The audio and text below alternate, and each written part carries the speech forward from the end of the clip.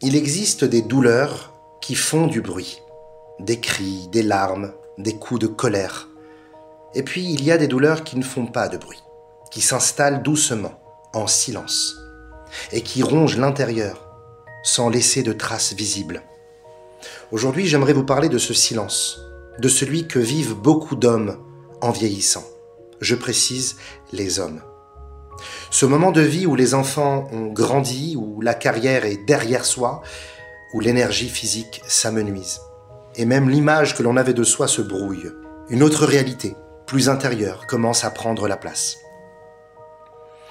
Un article très touchant publié sur un site de sociologie parle de quelques comportements caractéristiques d'hommes qui deviennent malheureux en silence et en vieillissant. Ce sont des signaux d'alerte et ils sont subtils, mais ils sont puissants. Aujourd'hui, nous allons regarder ces comportements à la lumière de la Torah, de la chassidoute et surtout du cœur. Le premier signe mentionné est le repli sur soi. L'homme qui s'éloigne des autres, qui ne répond plus aux messages, qui ne veut plus sortir, il dit juste « je suis bien comme ça ». Mais en réalité, ce n'est pas du bien-être. C'est une forme de démission intérieure. Le Rav Dessler écrit dans Mirtav Me'Eliyahu qu'un des grands dangers spirituels de l'homme, c'est l'illusion de l'autosuffisance. L'homme pense qu'il n'a besoin de personne, qu'il se suffit à lui-même, alors qu'en vérité, l'homme est un être de relation. Le rabbi de Lubavitch enseignait « Celui qui pense qu'il peut avancer seul se trompe. Même les plus grands tzadikim ont eu des compagnons, des élèves, des maîtres, des gens pour les faire avancer. » Le deuxième comportement est la perte de goût. Ce qui faisait plaisir auparavant ne fait plus d'effet. La musique n'émeut plus. Les hobbies disparaissent. Les passions s'éteignent. Le Baal HaTanya explique dans le Tanya chapitre 26 que la tristesse n'est pas une simple émotion. C'est une force d'inertie, une lourdeur de l'âme. Et il met en garde, un homme abattu ne peut pas combattre. Une fois, un homme demanda au rabbi de Satmar, « Rebbe, je ne ressens plus rien, ni dans la prière, ni dans les fêtes, que faire ?» Et le rabbi lui répondit, « Tu as peut-être perdu le goût, mais pas la vie. Continue à manger, même sans sentir le goût, car c'est en mangeant que tu retrouveras l'appétit. » Troisième comportement. L'homme ne parle plus de ce qu'il ressent. Il évite les conversations profondes, il se réfugie dans des réponses automatiques comme « ça va »,« tout est normal »,« laisse tomber ». Mais ce mutisme est souvent un cri étouffé. Le Midrash dit sur Yosef Hatzadik que lorsqu'il a reconnu ses frères, il a dû se retenir de pleurer, jusqu'au moment où il s'effondra. Vaïten et kolo bivri. Il éleva la voix en pleurant. La voix, le cri, les larmes, ce sont des expressions vitales de l'âme. Un homme qui n'exprime plus ses émotions est un homme qui se coupe de sa propre âme. Quatrième phénomène, je suis toujours épuisé. Non pas de fatigue après un effort physique, non, une lassitude permanente.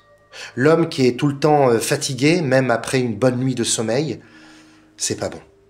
Dans le langage de la chassidoute, on parle de koved, lourdeur. Une lourdeur qui vient d'un déséquilibre entre le corps et l'âme.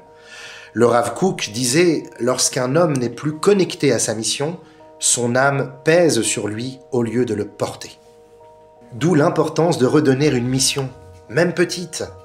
Donner un cours à quelqu'un, écrire une lettre, une aide à offrir, une mitzvah régulière.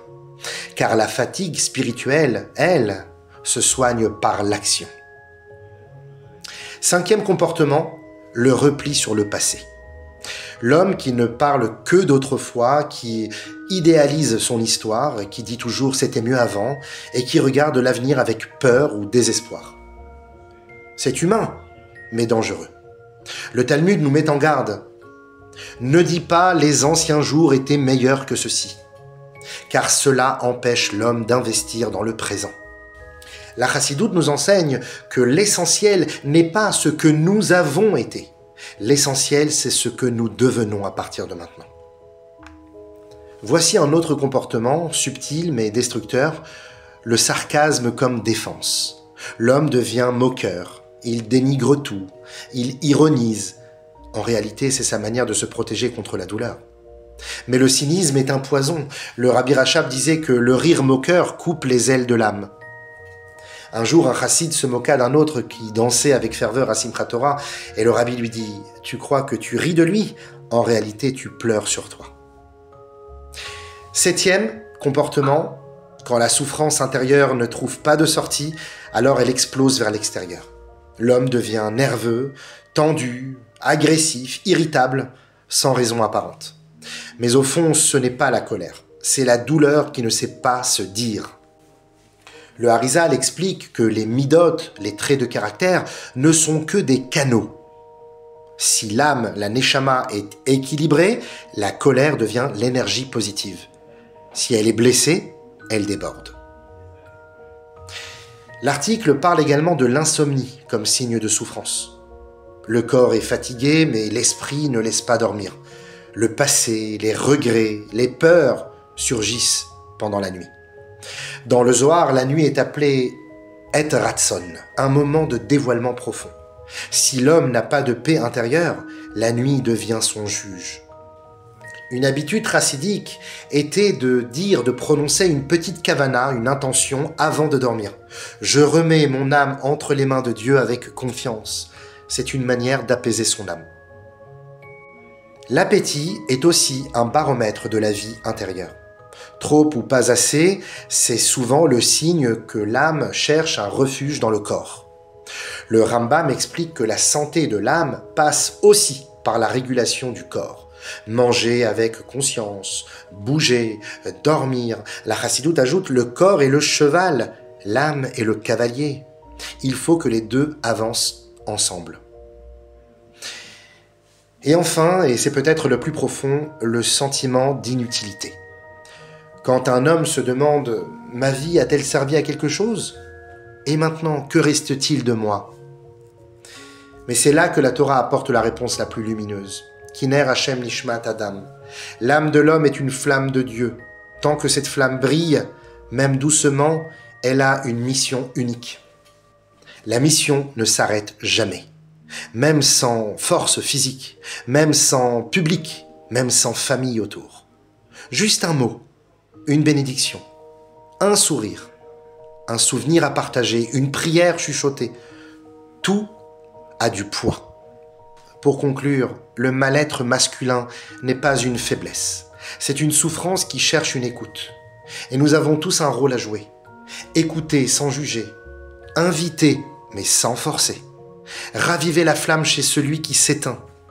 Le rabbi de Lubavitch disait « Il n'y a pas de juifs inutiles. Il y a seulement des juifs qui ont oublié qu'ils sont une lumière. Alors soyons des allumeurs de lumière. Une parole, un geste, une attention.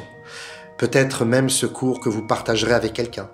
Et peut-être un jour, un homme silencieux vous dira « Tu m'as aidé à rallumer ma joie. Merci. »